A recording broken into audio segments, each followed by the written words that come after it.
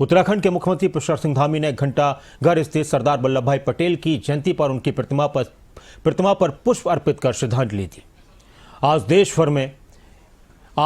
भर में सरदार वल्लभ भाई पटेल की 150वीं जयंती के मौके पर कार्यक्रमों का आयोजन किया जा रहा है और उत्तराखंड की ये तस्वीरें हैं।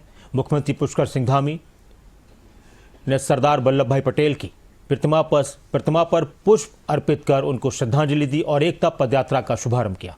इस मौके पर सीएम ने स्वदेशी अपनाने और नशा मुक्त उत्तराखंड की शपथ दिलाई। साथ ही मुख्यमंत्री पुष्कर सिंह धामी ने कहा कि सरदार पटेल की दूरदर्शिता और राष्ट्र समर्पण से ही भारत एकीकृत राष्ट्र बना है। प्रधानमंत्री मोदी ने 2014 से उनकी जयंती को राष्ट्रीय एकता दिवस के रूप में मनाने का निर्णय लेकर सच्ची श्रद्धांजलि दी। सीएम ने बताया कि 16 नवंबर तक सभी जिलों में वॉकथॉन आयोजित किए जाएंगे, जिनसे नशा मुक्त भारत और आत्मनिर्भरता का संदेश दिया जाएगा।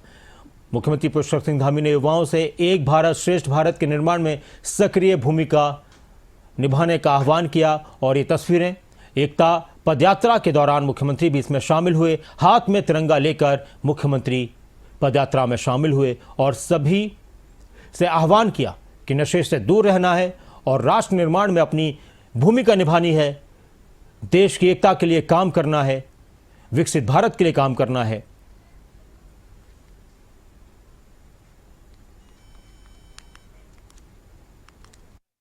सरदार पटेल जी ने अपने जीवन के प्रत्येक क्षण को राष्ट्र को समर्पित किया, देश की एकता अखंडता को समर्पित किया।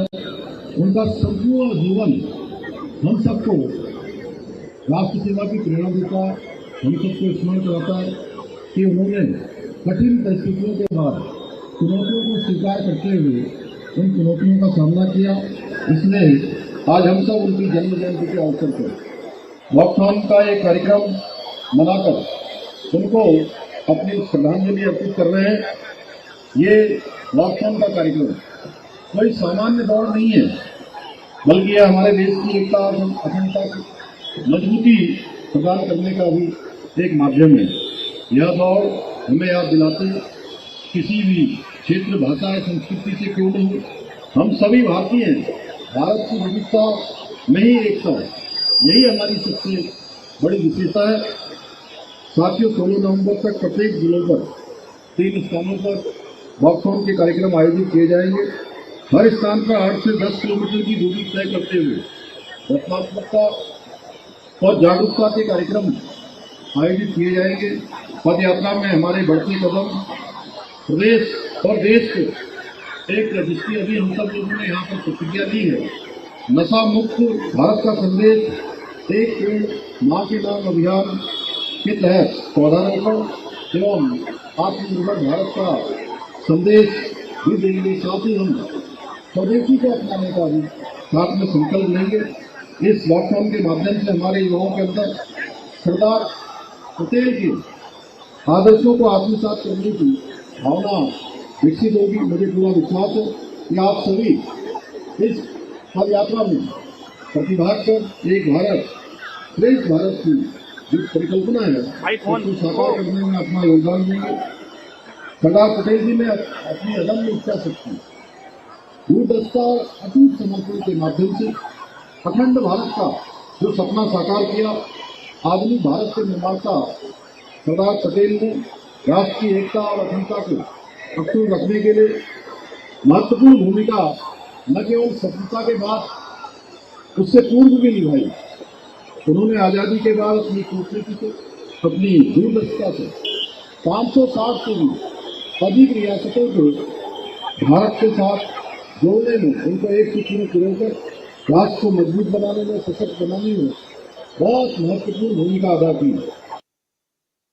आधुनिक भारत का निर्माण करने वाले सरदार पटेल जी द्वारा देश को एक सूत्र में पिरोने के जो महान योगदान दिया गया, जिसके कारण आज हमारा भारत कश्मीर से लेकर कन्याकुमारी, पूरब से लेकर पश्चिम, उत्तर से लेकर दक्षिण, चारों दिशाओं में एक भारत श्रेष्ठ भारत के रूप में आज हमारे प्रधानमंत्री जी के नेतृत्व में आज पूरी दुनिया के अंदर वैश्विक एक बड़ी शक्ति के रूप में आज विश्व के अंदर हमारी पहचान बन रही है।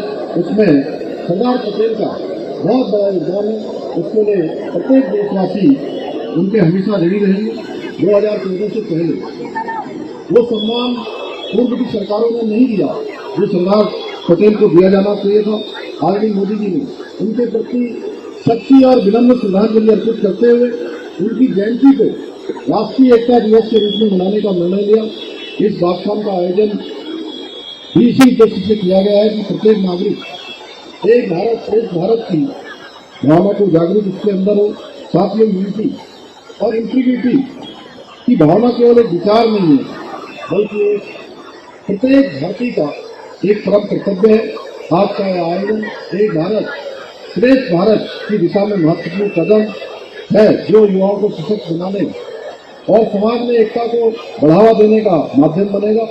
आइए हम सब इस व्याख्यान में भाग लेकर ये संकल्प लें कि सरदार पटेल के आदर्शों को अपने जीवन में अपनाएंगे और देश की एकता अखंडता के लिए अनुशासन और समर्पण के साथ नए भारत के निर्माण में अपना योगदान देंगे और उत्तराखंड को भी देश का श्रेष्ठ राज्य बनाने का हमारा जो विकल्प रही संकल्प है उसको साकार करने के लिए परस्पर कंधे से कंधा मिलाकर हम सब अपने अपने क्षेत्रों में जो भी जिम्मेदारियां जो भी दायित्व हमारे पास हैं उन सभी में पूरे समर्पण के साथ अपना